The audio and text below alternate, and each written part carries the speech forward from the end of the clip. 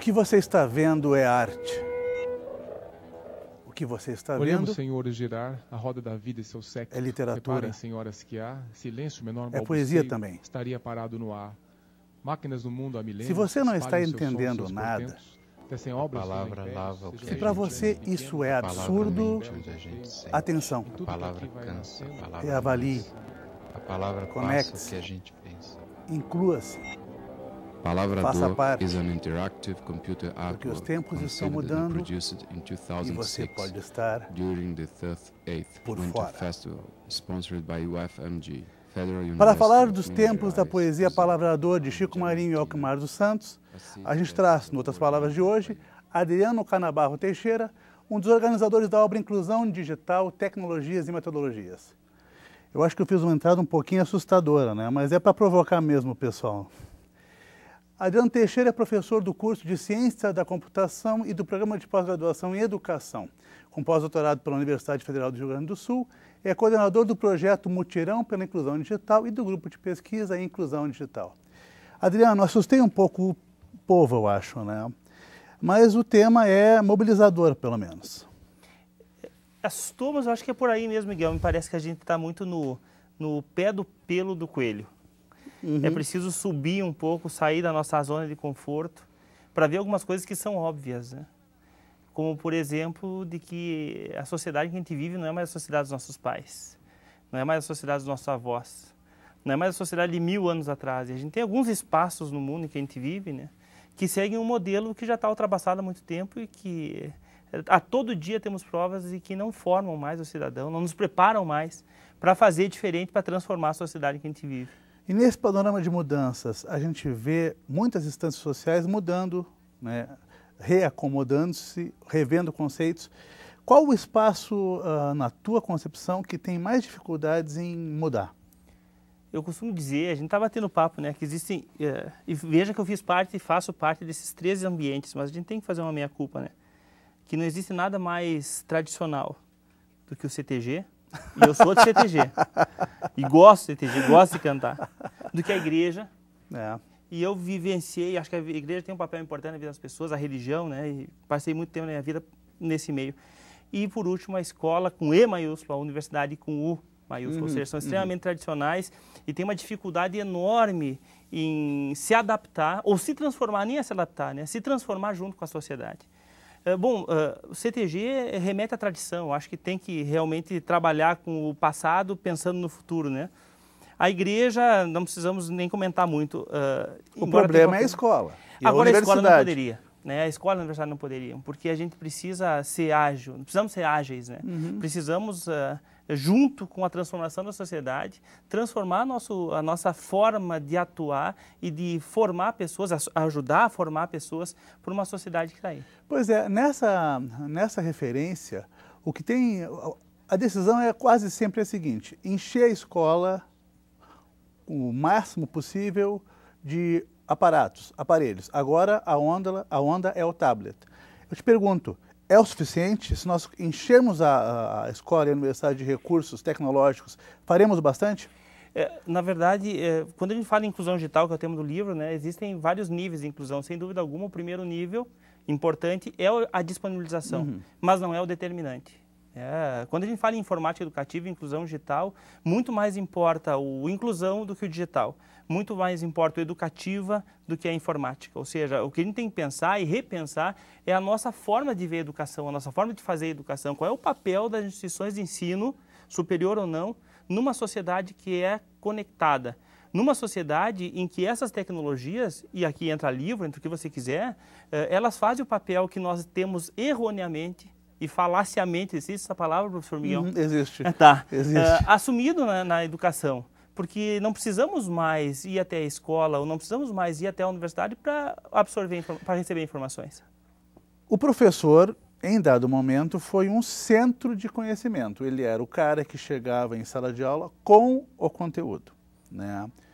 Na atualidade, ele não chega mais com o conteúdo, né? O conteúdo está, né? Qual é a posição desse professor agora? E qual a posição em que posição ele deveria estar? Sabe que eu acho que agora nós professores estamos com a faca e o queijo na mão para sermos de fato professores. Professor no seguinte sentido da palavra. Sermos parceiros de aprendizagem. Isso parece uma coisa meio romântica, meio piegas, mas eu não acredito que seja isso, sabe? Eu acho que nós sabemos que ninguém ensina ninguém, a gente está aprendendo. Quando você pergunta alguma coisa para mim, eu estou aprendendo. Quando a gente falava com o Liminha aqui, a gente estava aprendendo algumas questões. Quando eu falo, a gente aprende, as pessoas que estão escutando, ou seja, todo mundo aprende com todo mundo, né? Eu não sou muito da questão teórica densa, eu acho que o Paulo Freire falava muito bem, ninguém ensina ninguém.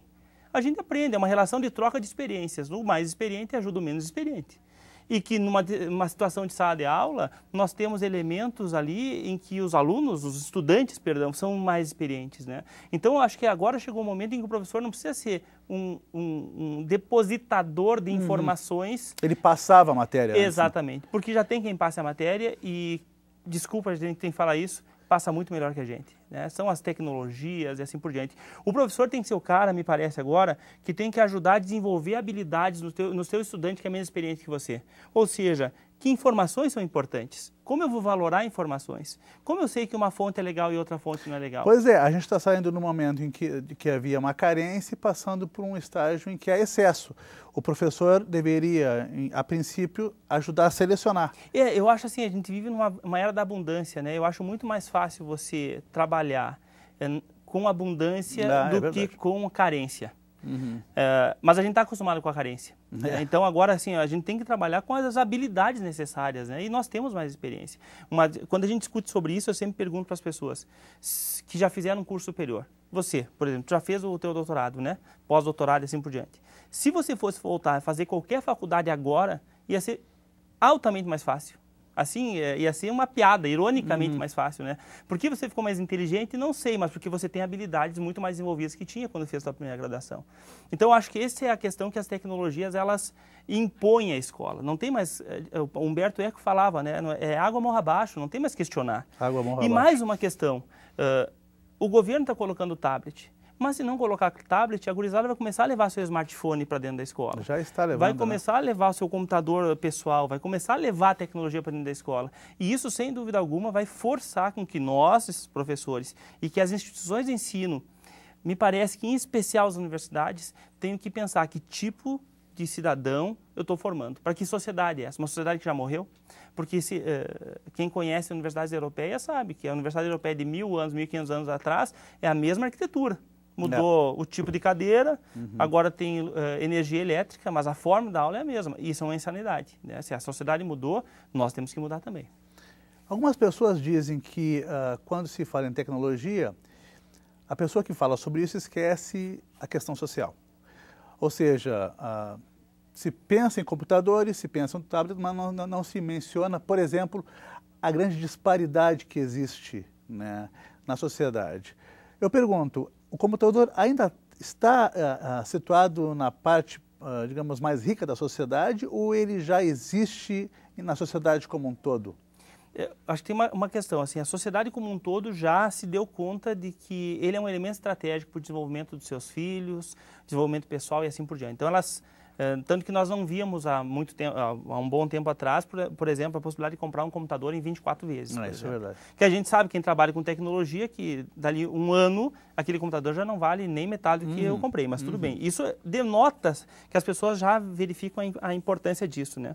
A segunda questão é que a gente tem muito que avançar no simples disponibilizar acesso, né? O IBGE agora fez um levantamento demográfico, sociodemográfico, e chegou à conclusão que 40% da população brasileira tem acesso à internet. 40%. Essa é uma outra coisa importante, né? O computador perdeu o valor.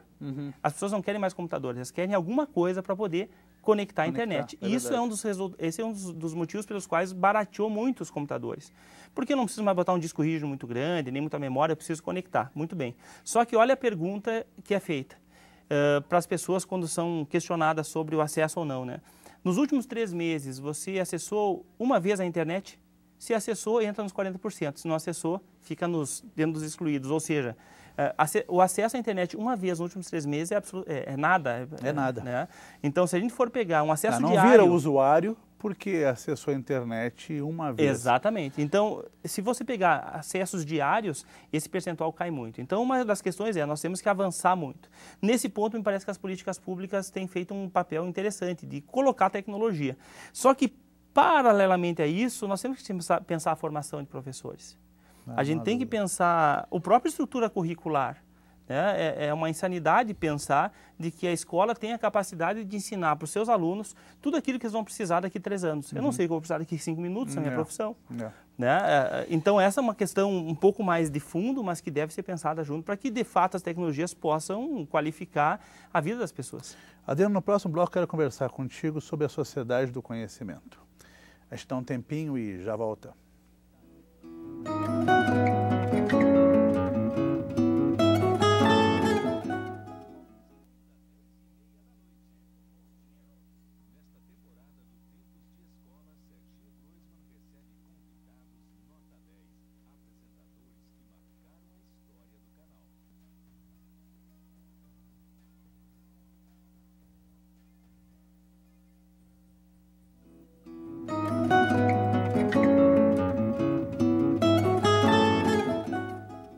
Outras palavras de hoje, conversa com a... Desculpa. Teu nome deu uma...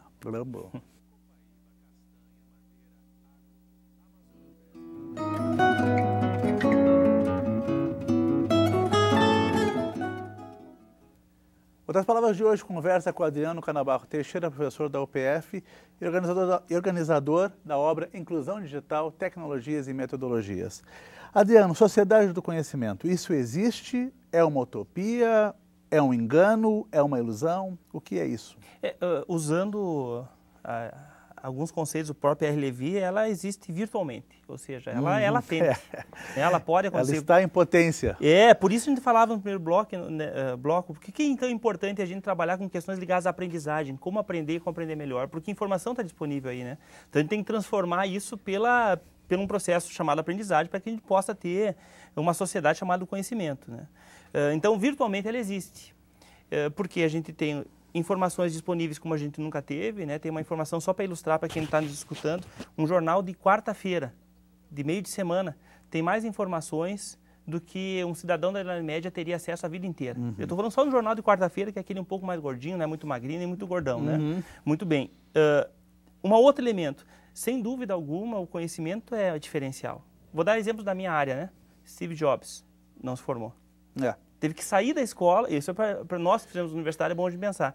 Eles tiveram que sair da universidade para poder ser criativo e inovar. É impressionante. Bill Gates, Mark Zuckerberg, estou falando de alguns, né? O próprio Einstein, problema sério em matemática, né? Imagino que a professora do Einstein ia falar para a mãe do Einstein, né? Seu filho tem dificuldade com a matemática. É muito fraquinho. Então é muito engraçado essa questão. Isso é uma coisa interessante, porque na arte também é muito comum o sujeito não concluir ensino nenhum e ser um grande artista, e ser um grande criador, né? Eu acho que nesse aspecto as duas coisas aparentemente caminham com elementos em comum. E num momento como agora, Miguel, em que, por exemplo, hoje em dia só não faz curso superior quem não quer. Eu não estou entrando no mérito da qualidade da formação prestada pelas instituições. Só não faz quem não quer, porque tem bolsa, tem N instituições, assim por diante. Muitas áreas estão saturadas de profissionais, né? Ou seja, tem muito mais profissionais sendo formados do que vagas no mercado. O que vai diferenciar? O que vai diferenciar é a minha capacidade de imaginar as coisas, minha capacidade de ser criativo, minha capacidade de antever as questões. E isso, infelizmente, a gente não tem feito nas nossas universidades, não tem ajudado os nossos estudantes a fazerem isso. Aí os caras que têm uma veia artística, que é baseada na criatividade forte, o que se vêem forçados a fazer? Vou sair fora do curso superior, porque eu não consigo me desenvolver ali dentro. A gente não consegue, seja na universidade ou seja na escola, tornar o conhecimento eficiente, né, cara? A gente faz uma coisa meio de bater e valer, bater e reproduzir, mas tornar eficiente, aparentemente, é um problema. É porque a gente está na lógica do eu quero ensinar tudo que você pretensamente pode utilizar quando se formar. Quando deveria ser uma outra lógica, né? Bom, eu vou te ajudar a desenvolver habilidades para você aprender o que precisar, quando precisar e se precisar. E a gente não tem feito isso, né? Porque a gente tem uma grade curricular que a gente faz todo semestre. E eu não estou falando de Universidade de Passo Fundo, estou falando de universidade como um todo, né? Que todo semestre tem que ser revista. Se tem que ser revista é porque a gente nota que tem carências. E quando vai ser revista a grade curricular, a gente vê questões importantes, fica ou não fica. Então, porque exatamente não tem condições mais de abarcar o conhecimento e a dinamicidade da sociedade de hoje e da exigência que tem para um profissional. E essas tecnologias fazem isso, né? Elas expõem a nossa fragilidade. E o ensino à distância, Adriano? Em que lugar fica isso? Se fica? Tu usaste o termo ensino, né? Se a gente pegar o termo mais comum, que é educação, ensino à distância também é usado, né? Claro, educação, primeiro, a educação à distância não existe, né? Porque a educação, ela demanda o quê? Proximidade cognitiva. Qualquer processo educacional tem a ver com o quê? Com um diálogo entre eu e um autor, que talvez não possa me responder porque está num livro, mas ele está de alguma forma se comunicando comigo. E quanto mais proximidade eu tenho com outros parceiros de aprendizagem, maior a possibilidade de eu aprender. Então, o termo educação à distância, assim como, por exemplo, ensino online, eu acho que não existe, porque no momento que eu estou numa sala de aula e eu estou conversando com as pessoas e a gente está trocando, aquilo é um processo online que está acontecendo. Presencial. Presencial, mas é online, né? E quando a gente tem uma tecnologia que aproxima ao extremo, né? Esses dias a gente estava fazendo uma webconferência com um colega de Roma, 2 colegas de São Leopoldo, uma colega de Porto Alegre e nós numa sala de aula. A gente estava se vendo, a gente estava conversando, sem delay, sem nada, a tecnologia está muito madura, né? Então, acho que não tem mais espaço muito para... Esse é o meu posicionamento, né? Para pensar em educação à distância, mas sim em educação. O que é educação? É um processo onde as pessoas têm a oportunidade e o espaço de se desenvolver a partir das suas demandas, dos seus questionamentos, daquilo que do contexto em que está inserido, né? Em sala de aula isso é impossível, a gente sabe, trabalhar com 20, 30 alunos, ou você verticaliza a coisa, ou você não consegue chegar no final do que deveria.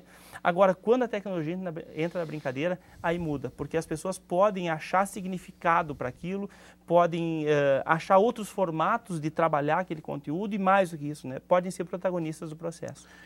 Num princípio que orienta uma inteligência coletiva, todo mundo é protagonista, ou seja, aí a ideia de rede se estabelece de uma maneira, de alguma forma, horizontal, é isso que eu posso dizer? Todo mundo pode ser protagonista, né? Protagonista, o que não acontece em sala de aula.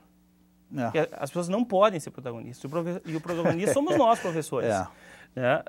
E não estou dizendo que isso é uma culpa do professor, o formato do processo. Em si. Mas na web, na rede, essa que é o lance, né? Todo mundo pode ser protagonista, né? Todo mundo pode trazer para o jogo elementos que podem colaborar para que eu compreenda, ou para que eu aprenda, ou para que eu crie alguma coisa que pode transformar a sociedade.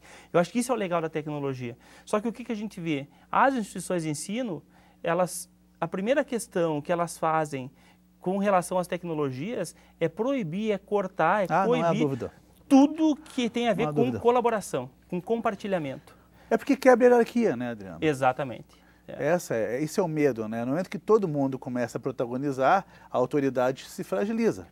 Mas veja bem, até que ponto nós já tivemos autoridade? Talvez tivéssemos quando tinha palmatória, que é a questão do medo, mas agora que autoridade os professores têm? Que controle nós pensamos que a gente tem quando pede para os nossos alunos fechar os nossos computadores, os seus computadores? É um controle que, na verdade, nunca existiu, né? Então, me parece que nós temos alguns caminhos, né? Um deles é negar, tentar continuar dessa forma, e a outra forma é, vamos explorar essas tecnologias a partir da dinâmica com que elas são utilizadas na vida das pessoas, para que os nossos alunos os estudantes possam aprender. Possam enriquecer o processo. E a qualidade dos conteúdos nessas novas mídias? Vamos pensar em termos das redes sociais. Tá? Quando a gente olha o Face e outras redes sociais, a gente pode perceber, talvez seja um pouco de má vontade minha, que o conteúdo lá não tem grande qualidade, né? Isso é assim? Isso é uma etapa a ser vencida? Ou isso é uma coisa que faz parte dessas relações? Eu acho que a gente está na infância da era de redes. E como quem está na infância, a gente vai aprendendo as coisas, né? A gente vai aprendendo a utilizar, se colocar. Essa é uma questão. Mas e é mais um motivo para que a escola e a universidade se abram para isso e não se fechem, né? Porque a gente tem esse papel também. A segunda questão que eu acho legal, eu tenho um primeiro livro que eu escrevi que eu colocaria nesse, que tu falasse nesse conteúdo meio, eu mesmo faria, eu não sugiro que as pessoas leiam o livro. E é livro, foi publicado. Bom, né? Nem tudo que é impresso é bom. Essa é outra questão. Nem tudo que a gente vê na televisão é bom. Né? Então, isso aí, a única questão é que a web, ela potencializa as coisas. Uma outra questão legal, Miguel, é o seguinte.